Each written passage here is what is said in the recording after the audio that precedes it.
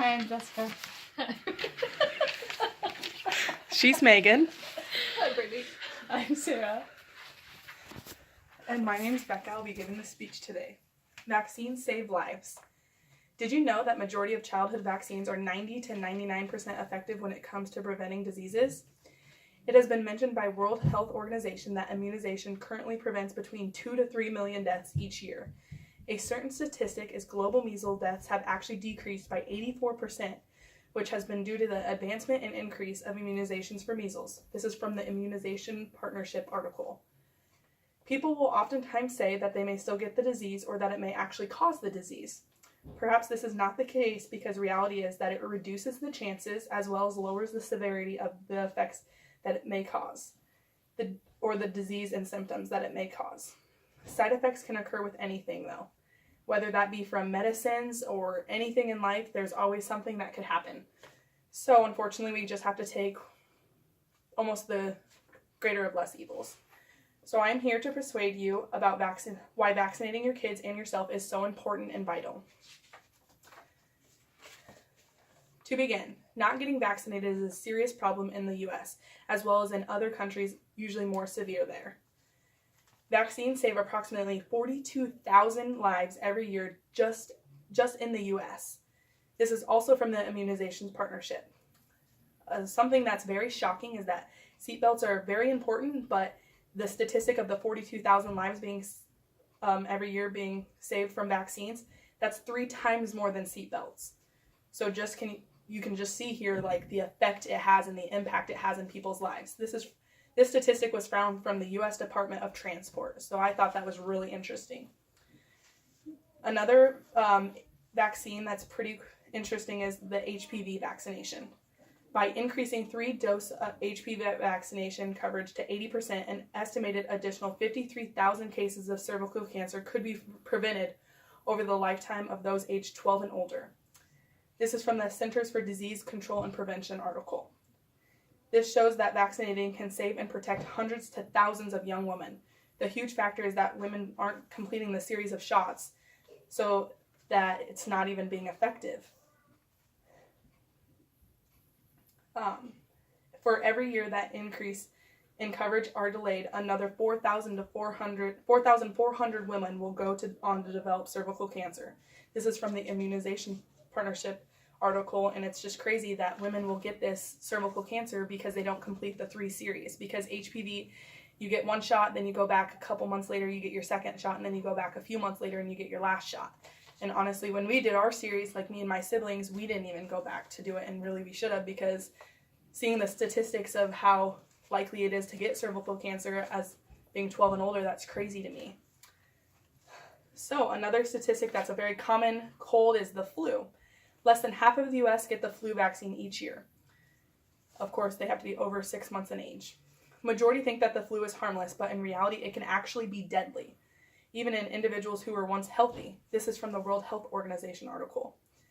Vaccines are safe and effective. They all have to go under a long review by doctors, scientists, and the federal government to ensure safety over anything. This was from a Vaccines Basic article. Some of the information from the American Academy is data on vaccinations and diagnosis are updated and extracted weekly, not even like months or years, so weekly. That's crazy. Just because diseases have gone away or been reduced and immunizations decline, it may cause an infectious disease to come back that was once almost completely wiped out. Also, if you choose not to vaccinate your child, they can get the illness, they can also transmit the disease, as well as suffer severe problems, potential death, as well as leaving your kid out from school or events in life, and that's not really fun. Now that you see the importance and statistics behind why getting vaccinated is vital, here are some reasons why people choose not to vaccinate their kids. So, the risk or reasons behind why people are choosing not to vaccinate themselves or kids are listed here below, so I'll read them out to you. Religious reasons, personal beliefs, or philosophical reasons.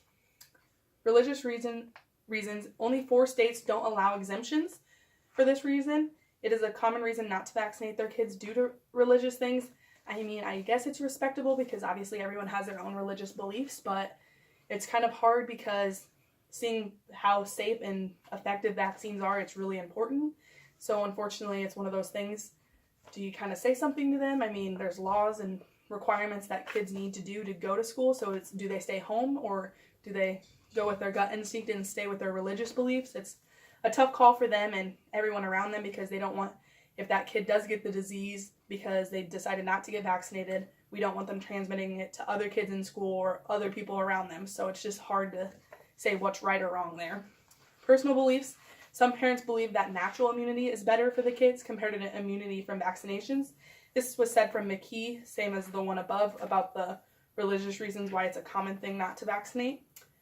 I kind of understand this one, but at the same time, just looking at the statistics and seeing what people are saying and what is actually like realistic and what's actually being proven, like I would go with what's being proven, so facts over opinions, it's kind of thing.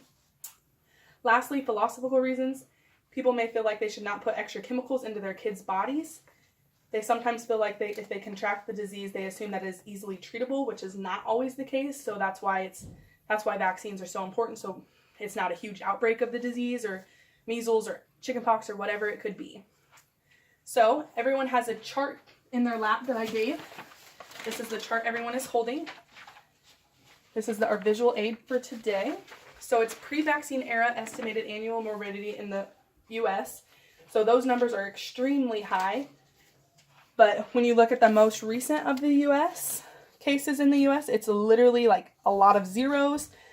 I mean, I think the highest number is 22,000, but on the other side, it's over 200,000. So definitely just looking at this chart pre-vaccine era, like crazy numbers definitely like show why vaccinations are so important and so vital.